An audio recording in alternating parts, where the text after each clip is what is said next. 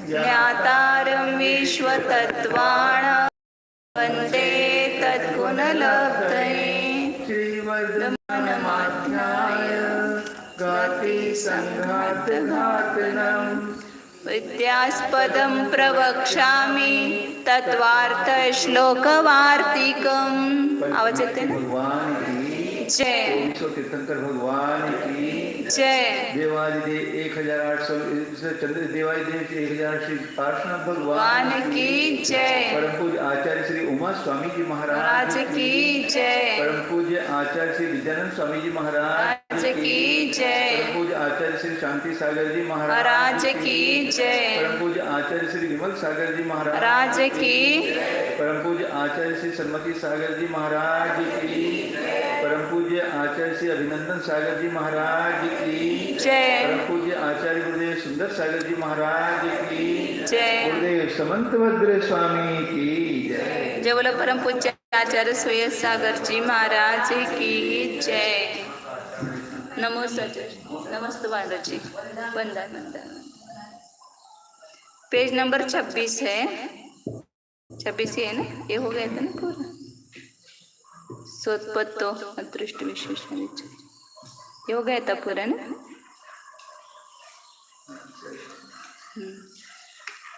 26 जो पहले सूत्र सम्यक दर्शन का लक्षण बताया, तत्वा श्रद्धानम सम्यक दर्शनम, उस सूत्र की चर्चा चल रही है। तो लक्षण जो बताया है सूत्रकार ने सम्यक दर्शन का, वो योग्य है, न्याय है, ऐसा बताया। क्योंकि उसका लक्षण नहीं बताते तो उसमें अव्याप्ति अतिव्याप्ति आदि दोष आ सकते थे। अब आगे फिर निर्देश आदि जो बताया है उससे भी कोई दोष नहीं है, ये बता रहे आगे। निर्देशाल्प बहुत्वादि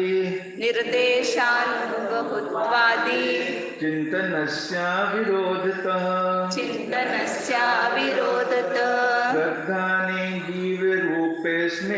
श्रद्धाने जीवरूपेऽस्मिन् न दोष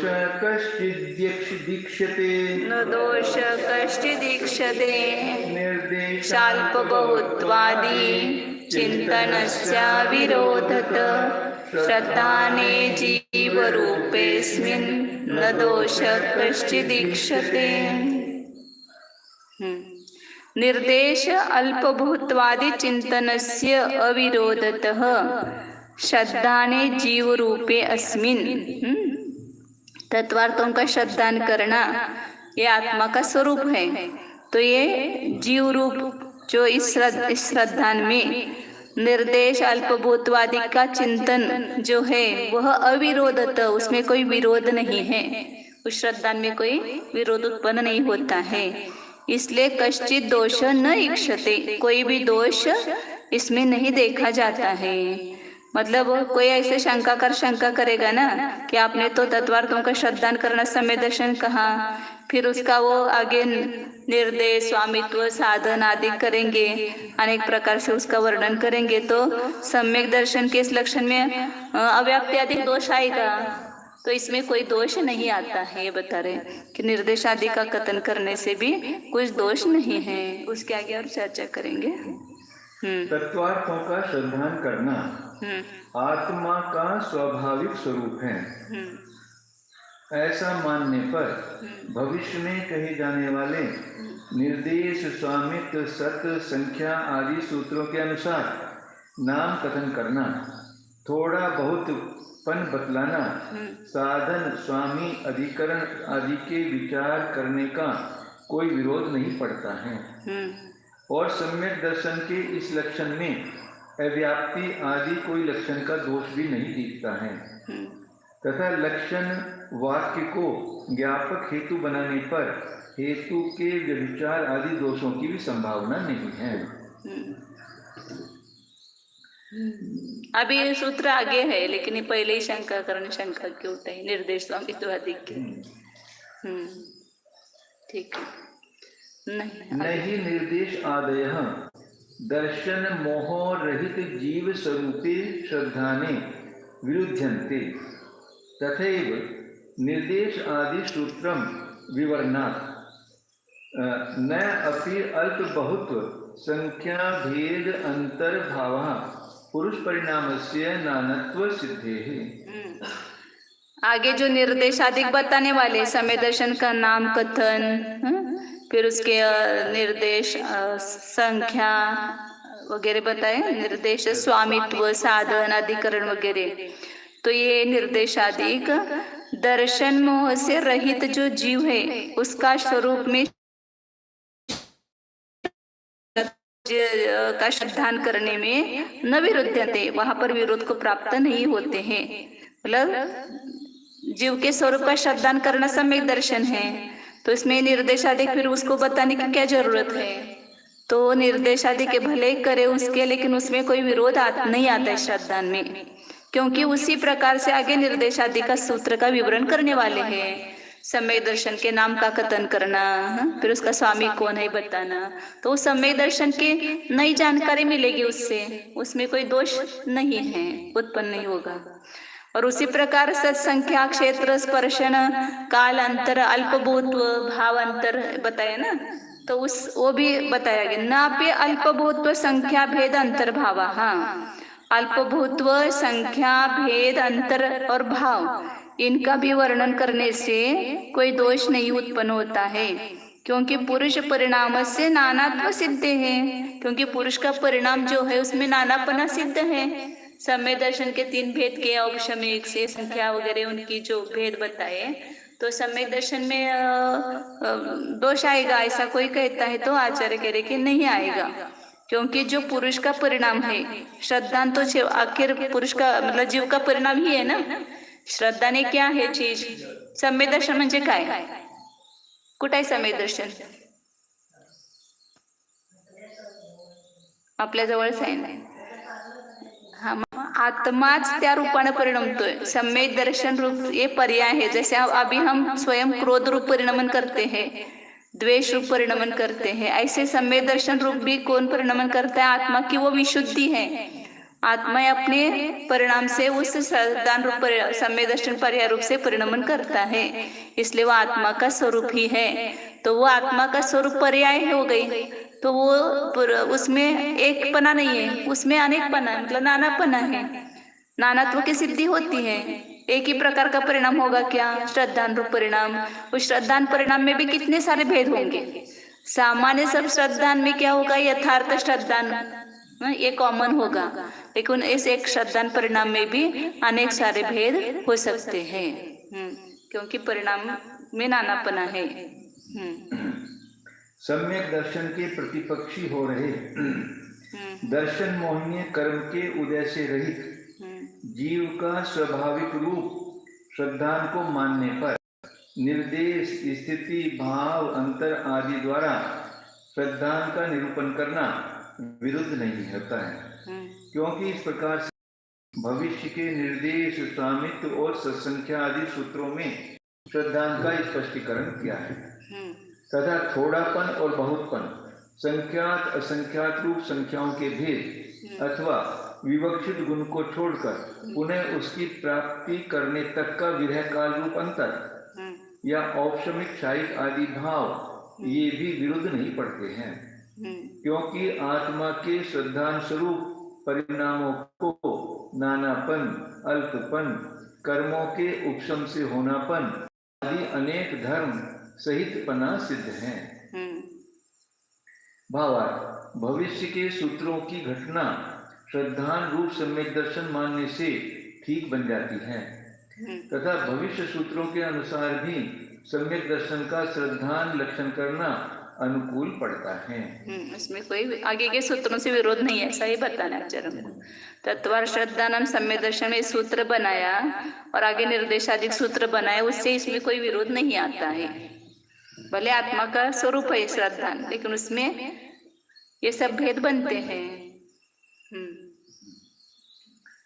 पुरुष रूपस्य एकत्वात् तत्र तद विरोध एवं इति चेत् न दर्शन मोह उपशमादि भेद अपेक्षस्य तस्य एकत्व अयोगा। कोई शंका कर कहता है ये तत्वार श्रद्धान आत्मा का स्वरूप है ना, पुरुष का रूप है, तो पुरुष का रूप एक ही रूप होगा, एक पना होना चाहिए उसमें। इसलिए उसमें ये अनेक भेद आप जो कर रहे हैं वो विरोध होता है। उसमें पुरुष रूप जो है उसमें एक पना होने से उसमें निर्देशादि जो है वो विरोध को प्राप्त होते हैं। उसके बहुत्व का कथन आप कैसे कर सकते हो? ऐसा कोई शंका कर कहता है तो आचार्य कहते कि न, ऐसा नहीं है। दर्शन मोह के उपशमादि की भेद की जिसको अपेक्षा है उसमें एकत्व नहीं हो सकता है। सम्यक दर्शन के लिए दर्शन होने का उपशम, यक्षोपशम इसकी अपेक्षा है, फिर उसमें एक पना कैसे होगा? उपशम में और उपशम में भेद होने से उसमें भेद होगा ही। तो ऐसा नहीं कि सर्वथा एक ही हो, मतलब उस समय दर्शन में भी अनेक भेद बनते हैं, अनेक रूपता बनती है, क्योंकि आत्मा सदा सर्वथा एक रूप नहीं है ना, पर्याय की अपेक्षा अनेक रूप भी है। अन्यथा सर्वस्य एकत्व आपत्ति ही कारण आदि भेदस्य अभेदकत्वात्। नहीं तो क्या हो गया? अन्यथा सभी को एकत्व की आपत्ति आ जाएगी। कारणादि भेदस्य अभेदकत्वात्, कारणादि जो भेद है उसमें अभेद पना होने से शंका कर स्वीकार नहीं कर रहे ना, पुरुष का एक ही रूप है ऐसा कह रहे हैं। तो कारणादि भेद जो है उसमें अभेदक पना होने से, कोई भेद न होने से सर्वथा एकत्व की आपत्ति आ जाएगी। सभी समय दृष्टि एक जैसे हो जाएंगे, परिणाम अलग अलग भिन्न भिन्न भी नहीं होंगे और भेद नहीं होगा, उसमें सब अभेद हो जाएगा। क्वचितस्य भेदकत्वे वा सिद्ध असिद्ध पुरुषस्य स्वभाव भेद। और कहीं पर उसमें भेदकत्वे भेदकपना होने पर असिद्ध पुरुष का स्वभाव भेद। क्वचितस्य भेदकत्वे कहीं कोई उसमें भेदकपना होने पर पुरुष का स्वभाव भेद असिद्ध है। असिद्ध कैसे कहेंगे? होगा यदि ऐसा मानोगे तो। हाँ, असिद्ध होगा स्वभाव भेद। हाँ, जो आत्मा का स्वभाव है यदि उसको ऊंचा नीचो और ऐसा नहीं थोड़ा बहुत नहीं मानोगे, उपशम नहीं मानोगे, तो क्वचितस्य भेदकत्वे वा, भेद होने पर भी उसको असिद्ध पुरुष से स्वभाव भेद असिद्ध ही होगा। या वा अलग करना है। क्वचितस्य भेदकत्वे वा सिद्ध पुरुष से स्वभाव भेद, ऐसा अच्छा लग रहा है। कोई उसमें भेद करने वाला ऐसा कहेंगे तो फिर पुरुष का स्वभाव भेद सिद्ध हो गया। पुरुष में स्वभाव भेद है, सिद्ध हो जाता है। इति जीव द्रव्याद भेद इसमें ले आने से उपसमादि उस आत्मा को एक पना सिद्ध नहीं है। हाँ चलो, यो सर्वथा भेद तो जड़ और चेतन में भी नहीं है। सत्पने से सपने से स्वरूपया पड़ेगी नीचे तो समझे। इन्होंने जोड़ा तो मुझे लग रहा है ऐसा जोड़ा तो असिद्ध निकलेगा, वाह को अलग करोगे तो फिर असिद्ध नहीं निकलेगा उसमें से। इस दोष का वारण करने के लिए यदि कहीं उन कारण आदि के भेदों को पदार्थों का भेद करने वाला मानोगे तब तो आत्मा के भी औपशमिक आदि स्वभावों का भेद हो जाना सिद्ध हो जाता है। सिद्ध हो जाता है ऐसा है। वाह को अलग कर दो।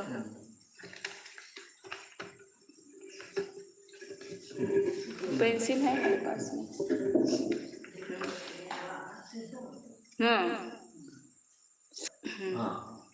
इति जीव द्रव्याभेदेन निर्देशात् यह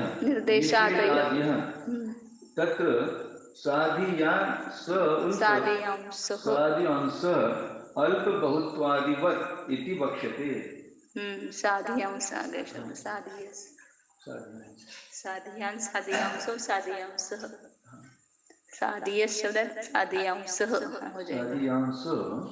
अल्प बहुत्वादिवत् इति वक्ष्यते। इस प्रकार जीव द्रव्य के भेद से निर्देशादि जो है वह तत्र साधी अंश मतलब अच्छी तरह से सिद्ध होते हैं। किसके समान? अल्पभूतवादी के समान।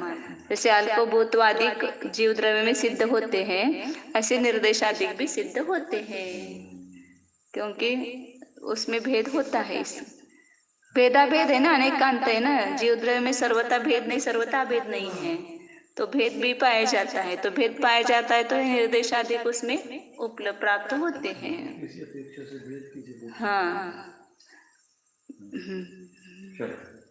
चले। हाँ किसी का कहना है कि सम्यक दर्शन जब आत्मा का स्वभाव मान लिया गया है और आत्मा का स्वरूप एक ही है, ऐसी दशा में अल्पपना, बहुपना, औपशमिकपना, क्षायिकपना, विरह होना आदि उन भावों के होने का उस श्रद्धान में विरोध ही है। आचार्य समझाते हैं कि यह कहना तो ठीक नहीं है, क्योंकि हम श्यादवादी सभी प्रकारों से आत्मा को एक रूप नहीं मानते हैं।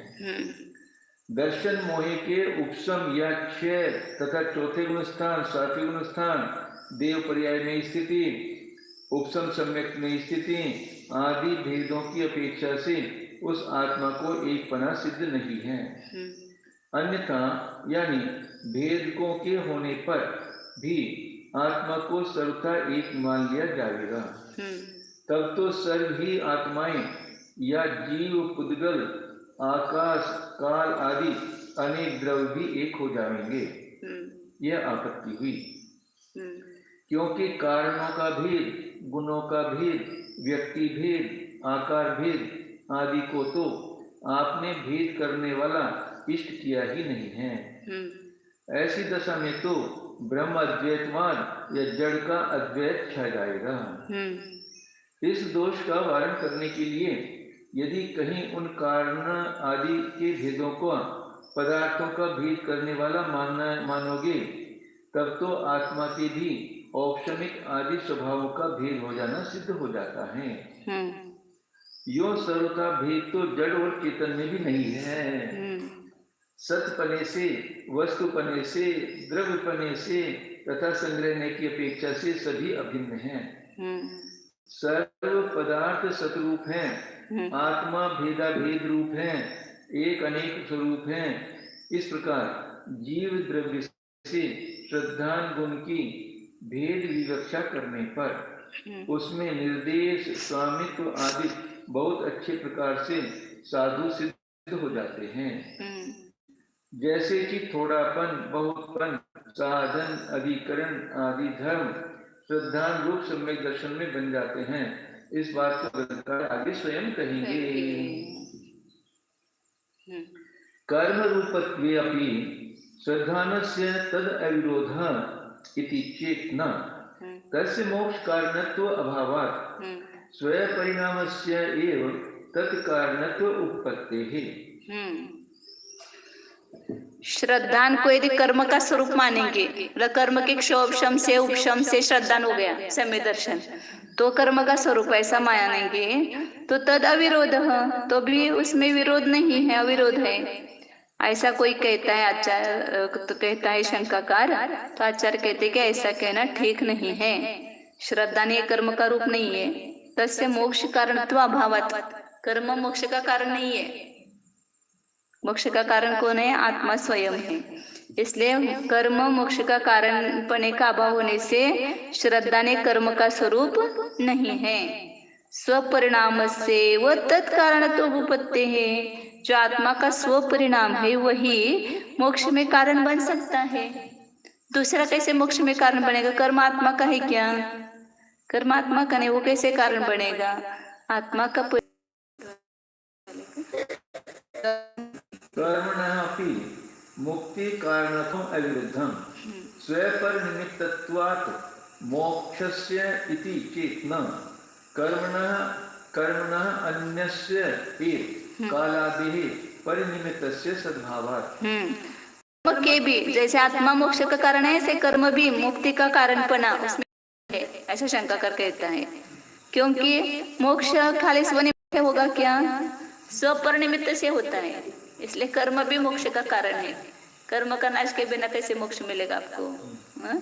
तो उसका कहना है कि स्वपरिनिमित्तत्वात् मोक्षस्य, मोक्ष भी स्वपरिनिमित्त होता है, ऐसा शंकाकार कहता है। तो आचार्य कहते हैं इति चेत न, ऐसा कहना तुम्हारा ठीक नहीं है।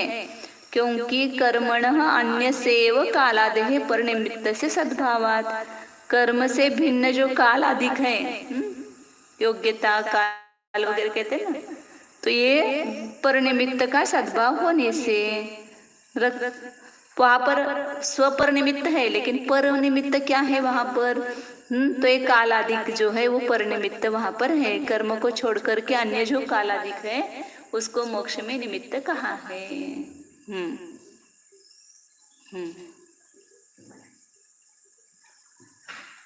फिर शंकाकार का कहना है कि श्रद्धान को उद्गल का बना हुआ,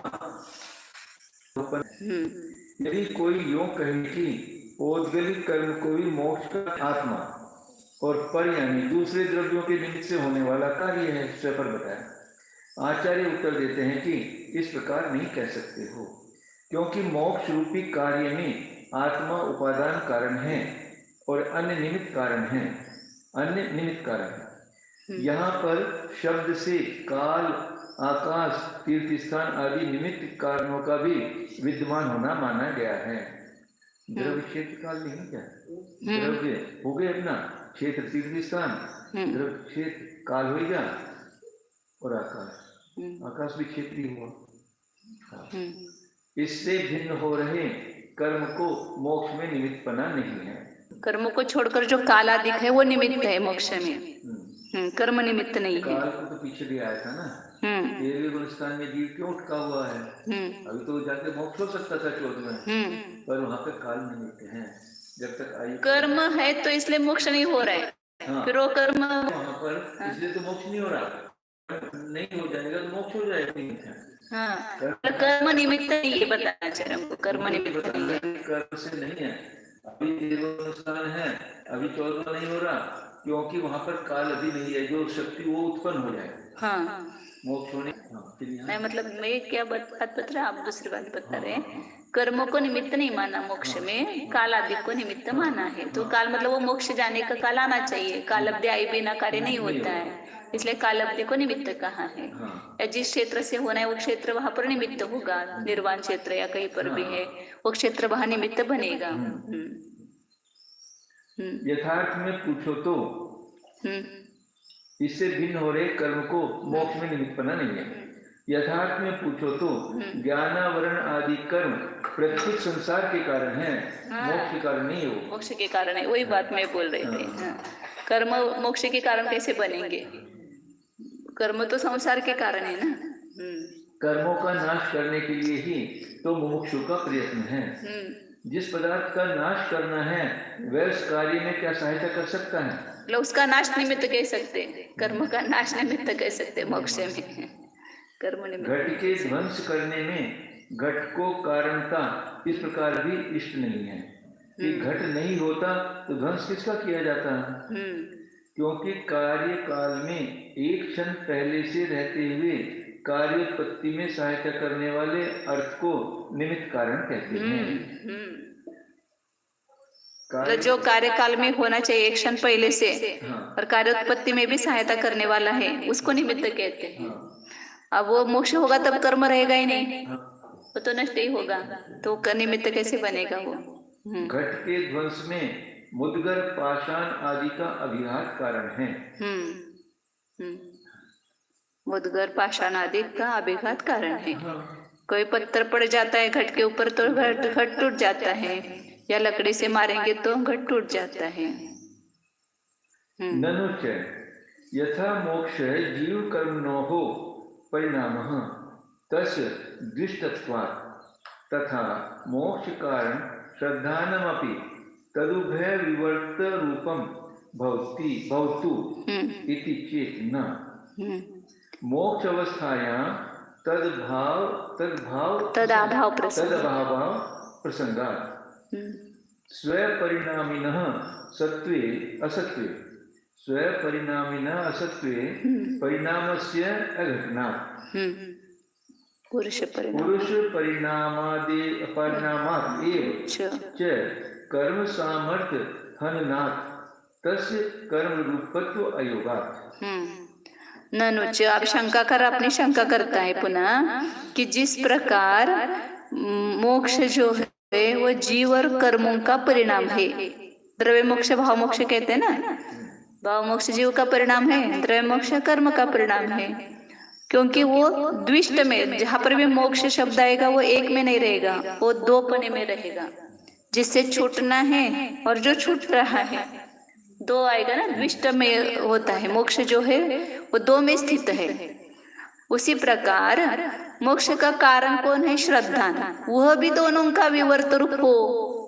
मोक्ष दोनों की पर्याय है, जीव और कर्म का परिणाम है। तो मोक्ष का कारण जो रूप जो श्रद्धा है वो भी मोक्ष जीव और कर्म दोनों की पर्याय होना चाहिए, ऐसा वह शंका करके रहा है।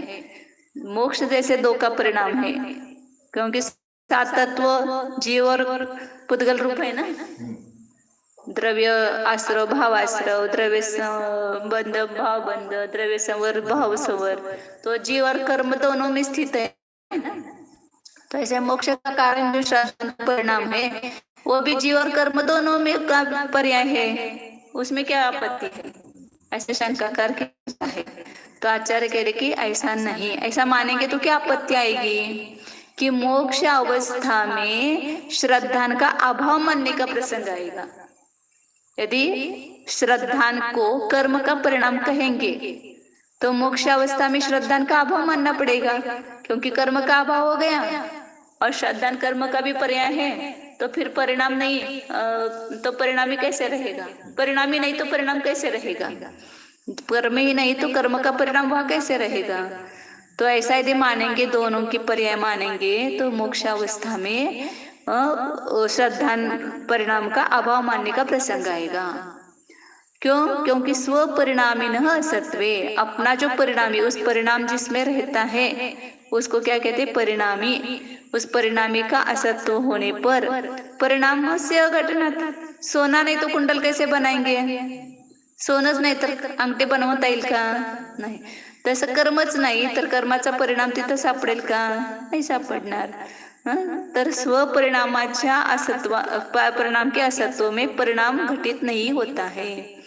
पुरुष परिणामात एवच, और पुरुष के परिणाम से ही कर्म की सामर्थ्य का हनन होता है। मतलब पुरुष के परिणाम से ही कर्म का नाश होता है। तस्य कर्म रूपत्व अयोगात, नहीं तो उसके कर्म रूपने का अयोग होगा।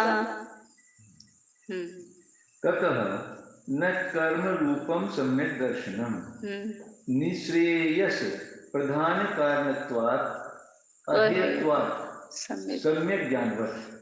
इसलिए सम्यक दर्शन कर्म का रूप नहीं है, कर्म का स्वरूप नहीं है, क्योंकि सम्यक दर्शन मोक्ष का प्रधान कारण है और अहेयपणा है। जैसे सम्यक ज्ञान हेय नहीं है, ग्रहण करने योग्य है, ऐसे सम्यक दर्शन ग्रहण करने योग्य है, इसलिए वो कर्म का रूप नहीं। ये अनुमान से सिद्धि कराए। कर्म रूपम न सम्यक दर्शनम। माता जी, सम्यक दर्शन कर्म का रूप नहीं है। सम्यक दर्शन धर्मी हो गया और कर्म रूप नहीं, ये साध्य हो गया। और निश्रेय का प्रधान कारण होने से ये हेतु हो गया, और दो हेतु दिए, अहेतुवत, ये दूसरा हेतु हो गया। और दृष्टांत क्या है? सम्यक ज्ञान के समान। सम्यक ज्ञान जैसा मोक्ष का कारण है, ऐसे सम्यक दर्शन मोक्ष का कारण है। निश्रेयस्य प्रधानम कारणम सम्यक दर्शनम असाधारण स्वधर्मत्वात् तद्वत्। मोक्ष का प्रधान कारण क्या है? सम्यक दर्शन है। क्यों? क्योंकि असाधारण स्वधर्मपणा होने से, सम्यक दर्शन ये जीव को छोड़कर अन्य किसी का परिणाम नहीं है, ये जीव का ही है, इसलिए असाधारण है और स्वधर्म है। किसके समान? सम्यक ज्ञान के समान। सम्यक ज्ञान जैसे जीव का ही परिणाम है, ऐसे सम्यक दर्शन भी जीव का ही परिणाम है और असाधारण धर्म है। असाधारण स्वधर्म सदर्शनम मुक्ति योग्यस्य ततः अन्यस्य असंभवात् तद्वत्। असाधारण जो स्वधर्म है वो कौन है? सम्यक दर्शन। वो मुक्ति योग्य के ही होगा, जो मुक्ति जाने के योग्य है उसका ही वह असाधारण स्वधर्म है सम्यक दर्शन, क्योंकि उसको छोड़कर अन्य के वो संभव नहीं है। जैसे सम्यक ज्ञान, सम्यक ज्ञान अन्य जीव को छोड़ करके अन्य किसी में संभव नहीं है। ऐसे सम्यक दर्शन भी आत्मा को छोड़कर अन्य किसी में संभव नहीं है। इति जीव रूपे श्रद्धाने सम्य सदर्शनस्य लक्षणे न कश्चित् दोष संभवः अतिव्याप्ति ही अव्याप्ति ही वा समीक्ष्यते। इस प्रकार जीव रूप श्रद्धान मानने पर सम्यक दर्शन के लक्षण में कोई भी दोष संभव नहीं है। अतिव्याप्ति अव्याप्ति कोई भी दोष नहीं आता है। जीव का स्वरूप मानेंगे तो उसमें अव्याप्ति अतिव्याप्ति दोष नहीं आता है। यहाँ और भी आक्षेप से शंका है कि जैसे मोक्ष रूपी कार्य जीव और कर्म इन दोनों में रहने वाली पर्याय हैं, क्योंकि वह मोक्ष यानी दोनों का छूट जाना दो में रहने वाला धर्म है।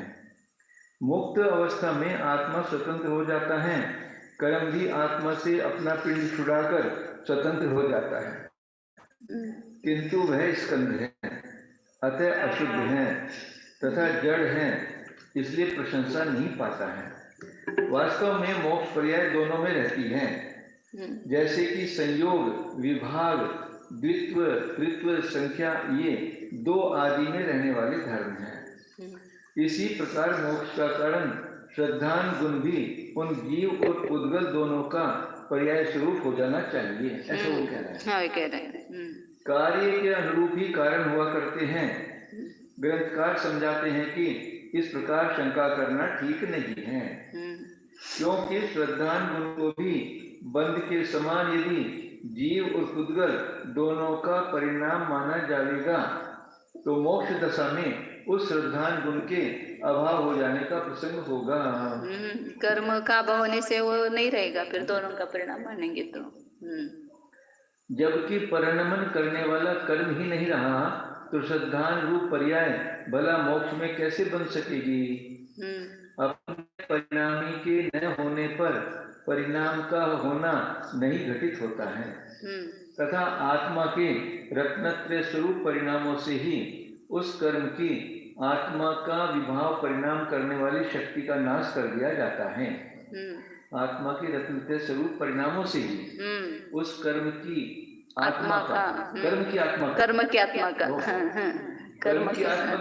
विभाव परिणाम करने वाली शक्ति का नाश कर दिया। कर्म की आत्मा क्या है? विभाव परिणाम उत्पन्न करने वाली शक्ति उसकी।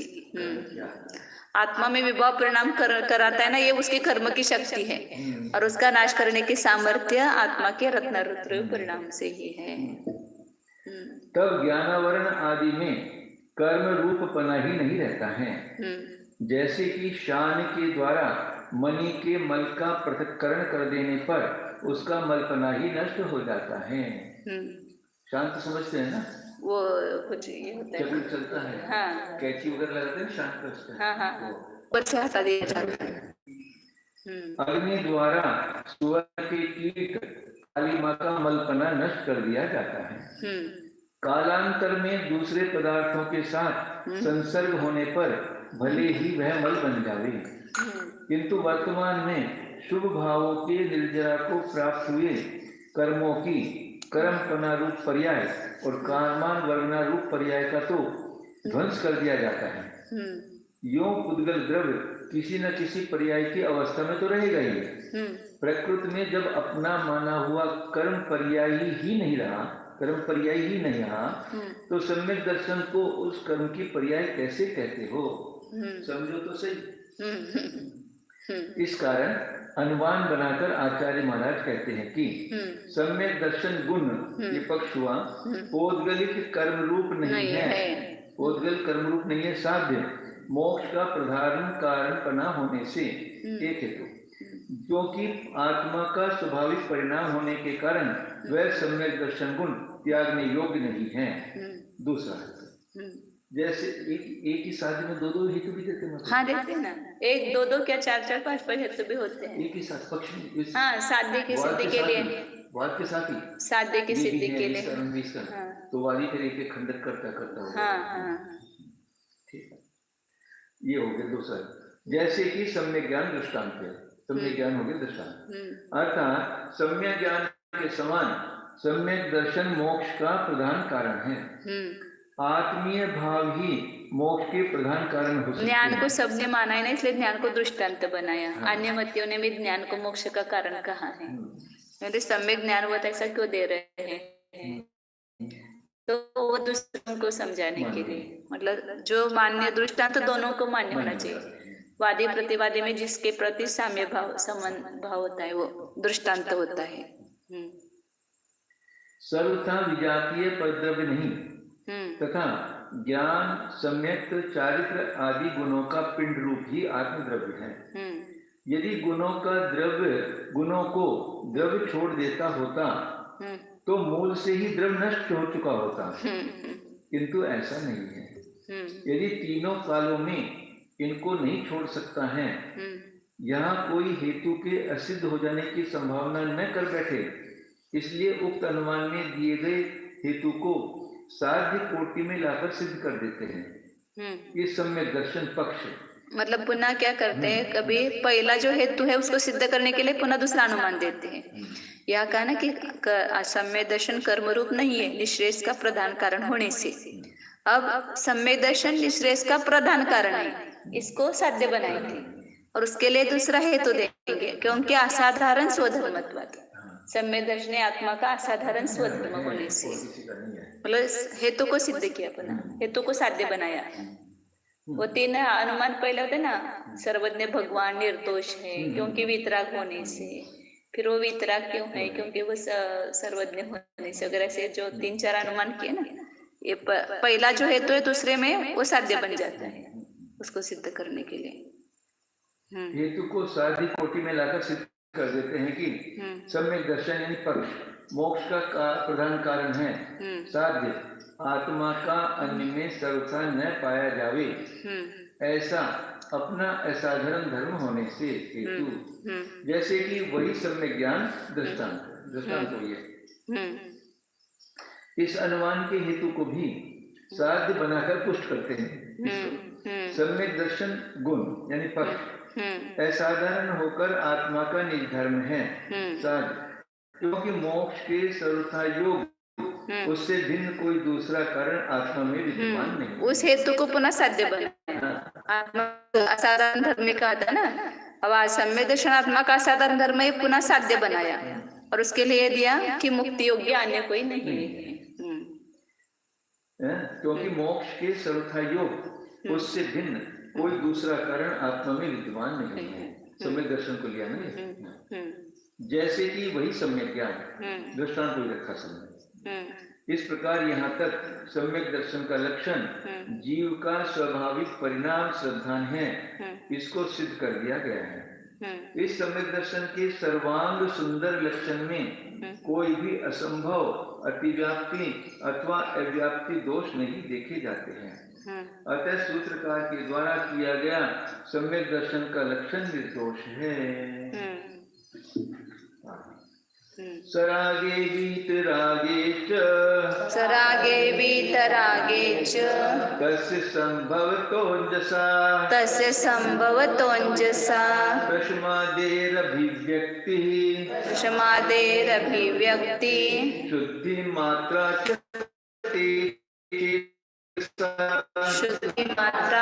चेतसा सरागे वीतरागे च तस्य संभवतोऽञ्जसा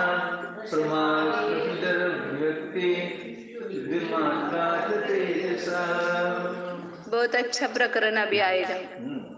यहाँ से प्रकरण जो है ना बहुत अच्छा, वो प्रशंसा वेगानुकंपास्तिक्य को। अब ये जो सम्यक दर्शन का लक्षण बताया है, क्या सत्वार श्रद्धानम सम्यक दर्शनम, ये दोष रहित ये सिद्ध कर रहे हैं ना, तो इसके जो भेद है सम्यक दर्शन के, सराग सम्यक दर्शन और वितराग सम्यक दर्शन, दोनों में लक्षण पाया जाता है, इसलिए ये ठीक है लक्षण, मतलब बराबर लक्षण है। सरागे वितरागे च तस्य संभवतः अंजसा, सराग और वितराग दोनों सम्यक दर्शन में वो तत्वार श्रद्धान रूप सम्यक दर्शन संभव है नियम से, वास्तविक रूप से, इसलिए इसमें दोष नहीं है। और प्रशमादे है अभिव्यक्ति ही शुद्धि मात्रा च चेतस, दोनों का लक्षण बताए। सराग सम्यक दर्शन क्या है? प्रशम आदि का अभिव्यक्त होना। प्रशम माने शांत परिणाम। समय दृष्टि के परिणाम कैसे होते हैं? शांत। प्रशम, संवेग, अनुकंपा अस्तिक के आगे बताएंगे, आदि से वो लेना है। प्रशम आणि संवेग असतो त्याच्याजवळ, वैराग्य, भोगाविषयी त्याला इच्छा आसक्ती असत नाही। प्रशम, संवेग, अनुकंपा, सगळ्या जीवांच्यावर दयाभाव, अनुकंपा आणि आस्तिक्य। सगळ्यात सबसे अभी ये जो आस्तिक्य कहेंगे ना, ये इसका अविनाभावी लक्षण मतलब ये है, क्योंकि आस्तिक्य बुद्धि जीवादिक तत्व है, इसमें ही उस का लक्षण है। और चेतस मात्रा, अंतरंग की शुद्धि मात्र, ये वीतराग सम्यक दर्शन का लक्षण है। तो ये दोनों में भी ये लक्षण पाया जाता है, तत्वार श्रद्धान रूप लक्षण। इसलिए लक्षण हमने जो किया है वो ठीक किया है। जो लक्षण अपने लक्षणों में व्याप करके घटित हो जाता है वह समीचीन लक्षण है। प्रकृति में उस सम्यक दर्शन का निर्दोष लक्षण भी सराग सम्यक और वितराग सम्यक में शीघ्र स्पष्ट रूप से संभवता है। प्रशम आदि यानी प्रसन्न, संवेग, अनुकंपा और आस्तिक्य से शुभ राग सहित जीवों में रहने वाले सराग सम्यक दर्शन की प्रकटता हो जाती है। और राग रहित जीवों में सराग सम्यक दर्शन म्हणायचं प्रशम, संवेग, अनुकंपा, आस्तिक्य यानं सही यथेविहि विशिष्ट आत्मस्वरूपम श्रद्धानम सरागेषु संभवति तथा वीतरागेषु अपि। आत्मस्वरूप श्रद्धान सरागों में है, सराग जीवों में, मतलब राग सहित चौथे, पांचवे, छठे गुणस्थान में जीव कैसे है? राग सहित है ना, सराग समय, इसलिए उनको सराग सम्यक दर्शन कहा। उसी प्रकार वीतरागों में भी वो विशिष्ट आत्मस्वरूप श्रद्धान है। इति तस्य अव्याप्ति ही अपि दोष न शंकनीय, इसलिए वो जो लक्षण है वो सरागों में जाता है, वितरागों में नहीं जाता है, ऐसा अव्याप्ति दोष भी वहां पर शंका करने योग्य नहीं है। तो तत्वार श्रद्धान रूप लक्षण जैसे सरागों में है ऐसे वितरागों में भी है, इसलिए अव्याप्ति दोष नहीं है। जैसे ही सम्यक, जैसे दर्शन मोह के उदय रहित विशिष्ट आत्मा का स्वाभाविक स्वरूप श्रद्धान ठीक सराग सम्यक दृष्टियों में संभवता है, इसी प्रकार वीतराग जीवों में भी स्वाभाविक परिणाम रूप श्रद्धान विद्यमान है। इस कारण उस सम्यक दर्शन के लक्षण में अव्याप्ति दोष होने की भी शंका नहीं करनी चाहिए। लक्ष्य के पूरे भेदों में जो लक्षण व्याप्तता है वह अव्याप्त नाम का लक्षणाभास नहीं है। जिस शंकाकार ने अव्याप्ति दोष देने का ही प्रकरण उठाया है उसके यहाँ अतिव्याप्ति और असंभव दोष की संभावना तो पहले से ही नष्ट ही समझना चाहिए। अतः यह लक्षण निर्दोष है। कुतः तत्र तस्य अभिव्यक्ति ही इति चेत प्रसन्न, संवेग, अनुकंपा, आस्तिक्येभ्यः सरागेषु सदर्शनस्य वीतरागेषु आत्मविशुद्धि मात्रात् इति आचक्षते। उन सरागों में और वितरागों में उस सम्यक दर्शन की अभिव्यक्ति कैसे जानी जाती है? कैसे उसमें पहचानेंगे हम कि इसमें इनको सम्यक दर्शन है? हा जीवाला सम्यक दर्शन आहे कसं ओळखणार? तर सांगतात तिथं पहचानेंगे प्रशम, संवेग, अनुकंपा, आस्तिक्य। महाराज प्रशमों में सम्यक दर्शन की अभिव्यक्ति कैसे होगी? आत्मविशुद्धि मात्रात, उनकी जो केवल आत्मा की विशुद्धि मात्र है, उनके बाहर से लक्षण नहीं दिखेंगे। वितरागी तो अपने आत्मा स्वभाव में स्थित है ना, तो इनमें सम्यक दर्शन कैसे पहचानेंगे? तो उनकी जो आत्मा विशुद्धि है वही वास्तव में सम्यक दर्शन है।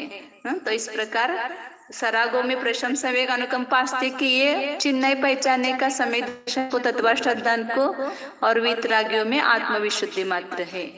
ऐसे सम्यक दर्शन का लक्षण बताया, व्यक्तता। अब आप जैन जन यह बतलाइए कि उन सम्यक दृष्टि जीवों में उस सम्यक दर्शन का प्रकटपना कैसे जाना जाता है?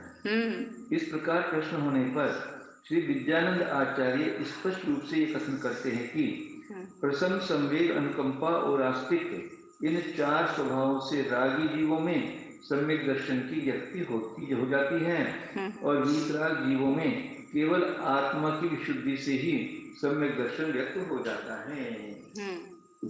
अब यहाँ से चारों के लक्षण बताएंगे। कोई मान लीजिए वीतरागी है, उसमें 4 तो होंगे ही होंगे, प्रसन्न, संवेग, अनुकंपा, लेकिन वो प्रकट नहीं होंगे ना, प्रकट नहीं होंगे, वो तो सरागों में है ना, इसमें प्रशम में वगैरह कैसा की मंदता वगैरह है ना। ये तो सरागी में तो होंगे ही होंगे, वीतरागी में तो ये होंगे। आत्मा की विशुद्धि तो इसका मुख्य है, आत्मा की विशुद्धि मात्र ही उसमें मुख्य है। प्रशम और संवेग, अनुकंपा, आस्तिक वहां प्रकट नहीं होंगे ना वीतरागियों में, वो तो अगली अवस्था हो गई ना उनकी, अपने आत्म स्वभाव में लीन है ना, तो अनुकंपा और भाव कहाँ होगा वहां पर, या अपने संवेग, प्रशम वगैरह भाव कैसे होंगे। हाँ, शांत परिणाम तो होंगे। हाँ, चारों लक्षण होंगे कि सब, लेकिन आत्म सन्मुख होंगे ना, वहां पर बाहर से व्यक्त नहीं होंगे ये कोई। सरागियों में तो ये बाहर से सब व्यक्त दिखेंगे ना, इसके शांत परिणाम है प्रशम भाव, आस्तिक्य भाव, संवेग भाव। इन सब में थोड़ा सा शुभोपयोग है ना, रूप है ना ये सब, प्रशम, संवेग, अनुकंपा, आस्तिक्य वगैरह, और ये तो शुद्ध उपयोग रूप है। तो प्रशम भाव हो गए, ये वीतराग होने में कोई बाधा नहीं है प्रशम होने पर। संवेग जैसा संसारी अन्य इनको होता है, वृत्ति को भी तो रहते हैं अंदर से। संवेग माने दूसरे जीव भी संसार से बाहर निकले और हमें भी संसार से भय हो। वीतराग में ये कोई भाव नहीं है ना, ये विकल्प रूप। हाँ, 10वीं के आगे की बात नहीं कर रहे, उससे नीचे की बात। 7वें से ले लो, 7वें से जो है वो अपने आत्म स्वरूप में ही लीन है ना, वहाँ कहाँ ये भाव सब प्रकट दिखाई देंगे वहां पर। ये तो सब शुभोपयोग रूप परिणाम लेंगे ये सब। और अनुकंपा भी अपनी आत्मा के ऊपर अपने परिणामों पे अनुकंपा करना, ये विभाव भाव में न जाना, अनुकंपा स्वयं के ऊपर करना। और आस्तिक तो आस्तिक है ही है, आस्तिक लक्षण चिन्ह जो होते हैं ना, पहचानने का ये होते हैं। और सराग समय दृष्टि को कैसे पहचानेंगे, तो उसके ये चिन्ह है, प्रशम, संवेग, अनुकंपा, आस्तिक्य। और वितराग समय दृष्टि को कैसे पहचानेंगे, तो उसकी आत्मा विशुद्धि है, तो उससे उसके समय दर्शन का चिन्ह है वो। हाँ, चलो क्या करेंगे अभी।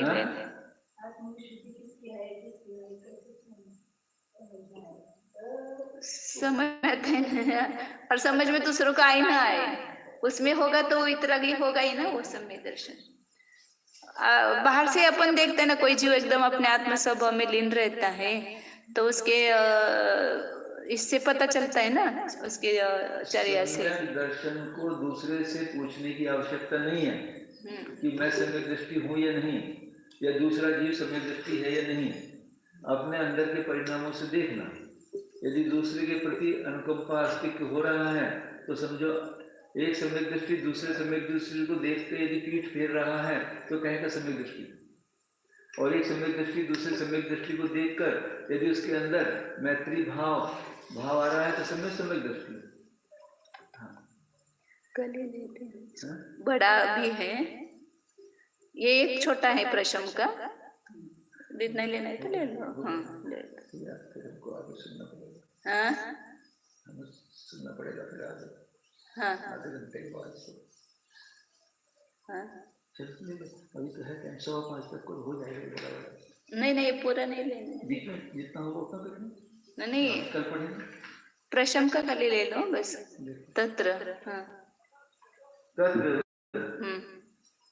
अनंतानुबंधिनाम रागादीनाम मिथ्यात् संवेग मिथ्यात् योच अनुद्रेकः प्रशमः। उसमें अब चार की व्याख्या बता रहे हैं, बहुत अच्छा विषय है यहाँ पर। प्रशम, संवेग, अनुकंपा और आस्तिक्य। तो प्रशम किसको कहना, कितनी सुंदर व्याख्या की है। तत्र अनंतानुबंधी नाम रागादि नाम, अनंतानुबंधी रागादिकों का, मिथ्यात्व सम्यक मिथ्यात्व, इन दोनों का अनुद्रेक, उद्रेक न होना, अनंतानुबंधी रागादि का उद्रेक न होना, और मिथ्यात्व सम्यक मिथ्या मतलब उसका उदय नहीं है, अनंतानुबंधी कषाय का अभाव हुआ है और मिथ्यात्व और सम्यक मिथ्यात्व का, क्योंकि चतुर्थ गुण स्थान वर्तते उसके पास भी प्रशम है, तो वहाँ प्रत्याख्यान और अनादि कषाय तो है, लेकिन अनंतानुबंधी कषाय का उदय नहीं है, उसको प्रशम भाव कहा, और उसके मिथ्यात्व सम्यक मिथ्यात्व का उदय नहीं है, तो उसका प्रशम भाव है। उन चार भावों में से पहले प्रशम का लक्षण यह है कि अनंतानुबंधी क्रोध मान माया लोभ इन चार प्रकृतियों के उदय से होने वाले राग द्वेष स्वरूप अचारित्र आदिकों का उद्भव न होवे और मिथ्यात्व तथा सम्यक मिथ्यात्व प्रकृतियों का उदय न होवे तथा उदीर्णा भी न होवे। ऐसी दशा में होने वाली आत्मा की उत्कृष्ट शांति को प्रशम कहते हैं। यह प्रशम का लक्षण चौथे गुणस्थान से लेकर 14वें गुणस्थान तक के सम्यक दृष्टियों में घट जाता है। सगळे मध्ये आहे सांगितलं ना, स्पष्ट झालं। चौथे से 14वें तक में प्रशम, और पहले दूसरे तीसरे गुणस्थानों में अतिव्याप्ति भी नहीं हो पाती है। ये हाँ बराबर, मतलब सब बोलते ना प्रशम ये जो है वो मिथ्या दृष्टि में भी जाता है, सम्य दृष्टि में भी जाता है, लेकिन ये लक्षण किया क्या उन्होंने अनंतानुबंधी का अनुद्रेक और समय मिथ्या से, तो मिथ्या दृष्टि में कैसे जाएगा, इसलिए ये व्याख्या जो की ना उन्होंने खाली शांत परिणाम ऐसा नहीं किया, अनंतानुबंधी रागादिकों के उदय का अभाव और सम्य मिथ्यात्व के उदय का अभाव, उसको प्रशम कहेंगे, तो ये लक्षण नहीं जाएगा मिथ्या दृष्टि में। हाँ। तो ये जो प्रशम भाव होगा मिथ्यात्व और सम्यक मिथ्यात्व सभी में पाया जाता है, और जो मिथ्या दृष्टि उसमें नहीं पाया जाता, इसलिए अव्याप्ति अतिव्याप्ति से रहित है। क्योंकि अनंतानुबंधी के उदय एवं उदीर्णा का निषेध हो जाने से, अच्छा यहाँ उदय और उदीर्णा दो ही की, दोनों के लिए बराबर है, तो उदीर्णा होगी तो फिर उदय तो हो गई होगा फिर। उदय जहाँ पर है वहाँ उदीर्णा होती ही है, इसलिए उदय और उदीर्णा दोनों का निषेध हो जाने से। एक भी कहते तो चलता है, उदय कहते थे बस। हाँ चलता है, चलता है। क्योंकि अनंतानुबंधी के उदय एवं उदीर्णा का निषेध हो जाने से दूसरे गुण स्थान के और मिथ्यात्व का उदय रोक देने से पहले के तथा सम्यक मिथ्यात्व के उदय को रोक देने से तीसरे गुण स्थान के भावों को प्रशमपने का निवारण कर दिया गया। मतलब पहले गुण स्थान और कितना भी शांत रहे तो भी उसका प्रशम परिणाम नहीं है, ऐसा प्रशम तो देखा आगे दिखाए उन्होंने। अभव्य ऐसा प्रशम तो अभव्य दुर्भव्य और द्रव्यलिंगी के नहीं पाया जाता है। ऐसा प्रशम तो अभव्य के नहीं होगा। अच्छा, जो प्रशम की परिभाषा दी है वो अभव्य के भी नहीं होगा। अब जैसे आप बोलेंगे वो नव्यग्रह में भी जाता है, इतना शांत रहता है, फिर भी उसको प्रशम भाव नहीं कहेंगे क्योंकि अनंतानुबंधी का अभाव नहीं है। अच्छा, द्रव्यलिंगी को आप कहते हो तो यहाँ तो मिथ्यात्व में लेना पड़ेगा। मिथ्यात्व को मिथ्यात्व को भी तो द्रव्यलिंगी कहते हैं, वो नहीं लेंगे यहाँ पर पहले। थोड़ा सा नहीं, एक पेज कल कुछ बड़ा हो जाएगा। देखो 3 पेज हैं, 3 पेज हैं, थोड़ा सा अपर क्या ज्यादा पढ़ने के, ज्यादा पढ़ना ही नहीं, ज्यादा पढ़ने वाली बात नहीं। हाँ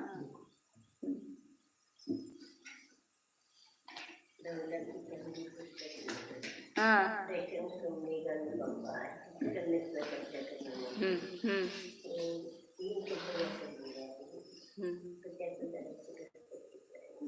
उन्होंने वो शुद्ध द्रव्यार्थिक नहीं से, शुद्ध संग्रह नहीं से प्रशम संवेग अनुकंपा आस्तिक के लक्षण बताया है। तो उसमें महाराज जी ने ऐसा घटित किया कि वो समय दृष्टि मिथ्या दृष्टि दोनों में जाता है, व्यापक है, इसलिए वो शुद्ध संग्रह नहीं कहा उसको। जो शुद्ध होता है सब ज्यादा में व्यापक होता है ना, तो इसलिए शुद्ध संग्रह नहीं से उसको दर्शन का लक्षण बताया है। प्रशम संवेग अनुकंपा आस्तिक्य को शुद्ध संग्रह से सम्यक दर्शन का लक्षण बताया है। तो क्यों बताया शुद्ध संग्रह से? तो ऐसा उसका खुलासा करते समय दिया है कि मतलब जो शुद्ध संग्रह सबका ज्यादा का संग्रह करेगा तो शुद्ध, सबको सत कहने वाला जो संग्रह है वो सबसे बड़ा पर संग्रह कहते हैं ना उसको। ऐसे सम्यक दर्शन सभी मतलब ज्यादा जीवों में जिसकी व्याप्ति हो जाएगी वो शुद्ध संग्रह, ज्यादा जीवों को ग्रहण हो जाएगा। तो प्रशम संवेग अनुकंपा स्थिति में व्यवहार समय दृष्टि जो पहले गुण स्थान में है उनका भी ग्रहण होता है और इसका भी होता है, ऐसा उन्होंने दिया है वहां पर। व्यवहार समय दृष्टि जो सम्यक के अभिमुख है वो लेंगे। हाँ, अभी जो पहले गुण स्थान में है लेकिन निश्चय सम्यक तो नहीं हुआ है, लेकिन सामान्य रूप से गृहीत मिथ्यात्व का त्याग किया है। ऐसे जो व्यवहार समय दृष्टि कहा जाता है ना उनको, तो उसकी अपेक्षा से उसमें भी चला जाता है, ऐसा दिया है। धवला की पहली पुस्तक में है शुद्ध संग्रह, फिर वहाँ शुद्ध संग्रह और उससे चर्चा है उसकी। ओ जाने यह मैं शुद्ध चैतन्यमय जीव ही हूँ, ज्ञान दर्शन लक्षण वाला हूँ, अनादि अनंत एक अखंड अविचल हूँ, अतुल हूँ, शुद्ध चिदानंद स्वरूप, ज्ञानानंद स्वरूप, एकत्व विभक्त स्वरूप, शुद्धोहम एकोहम ध्रुवोहम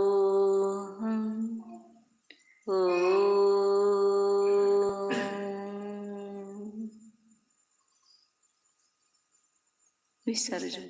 नमो सिद्धाय, नमो सिद्धाय।